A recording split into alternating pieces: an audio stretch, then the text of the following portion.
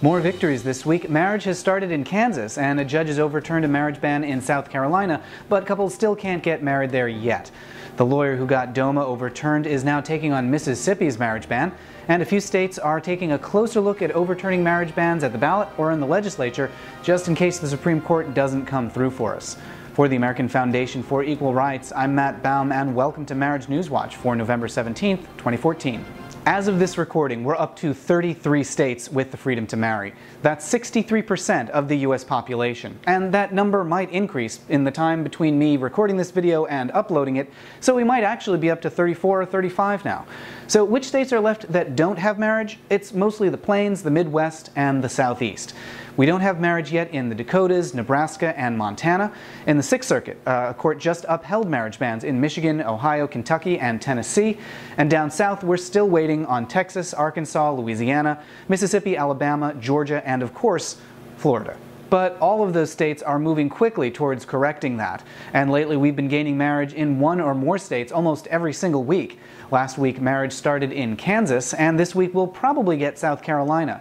Both states face some complicated litigation that involved the U.S. Supreme Court, but all you really need to know is that some counties are accepting marriage licenses now in Kansas, and a stay that prevents marriage in South Carolina is set to expire this Thursday, the 20th. Officials in both states are still trying to stop the marriages, but at this point their chances are pretty slim. In Kansas, Attorney General Douglas Schmidt says that the ruling only applies to 2 counties, so some clerks are refusing to issue marriage licenses. Kansas Governor Sam Brownback, a Republican who was just re-elected this month, says that he'll drag out the litigation as long as he can. In South Carolina, Attorney General Alan Wilson will appeal the ruling to the Fourth Circuit Court of Appeals, but Afer's Virginia case conclusively overturned marriage bans throughout the Fourth Circuit, so at this point Wilson's appeal is little more than a stalling tactic. Meanwhile, it's looking good for a ruling that's due to come any day now in Mississippi. Last week, Roberta Kaplan delivered oral arguments against the state's marriage ban. Kaplan also argued the case that resulted in the Federal Defense of Marriage Act being overturned last year, and last week she ran circles around the state's attorney in Mississippi. Once we get a ruling in Mississippi, it'll be appealed to the Sixth Circuit, where there are currently cases pending from Texas and Louisiana. Those are scheduled for oral argument in January, and from there, it's on to the U.S. Supreme Court.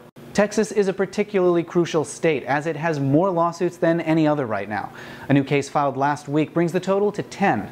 Over in Montana, a Ninth Circuit judge has canceled oral arguments scheduled for this week, which probably means that he'll be ready to rule any day now. And last week, the ACLU announced that they'll file a federal case in Nebraska. Previously, the only marriage case in Nebraska was a divorce filing, which has been languishing in state court for over a year.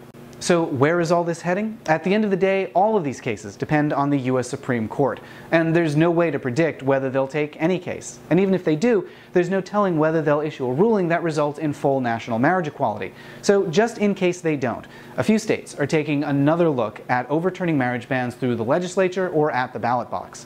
In Texas, Senators Jose Rodriguez and Juan Hinojosa have introduced a constitutional amendment to repeal the state's marriage ban, and Michigan United for Marriage is exploring a ballot measure for 2015. We've had a lot of victories in the last month, but those remaining states could still put up quite a fight. So there's still a lot more work to do. Subscribe here on YouTube to stay up to date on all these stories. For the American Foundation for Equal Rights, I'm Matt Baum. Thanks for watching, and we'll see you next week.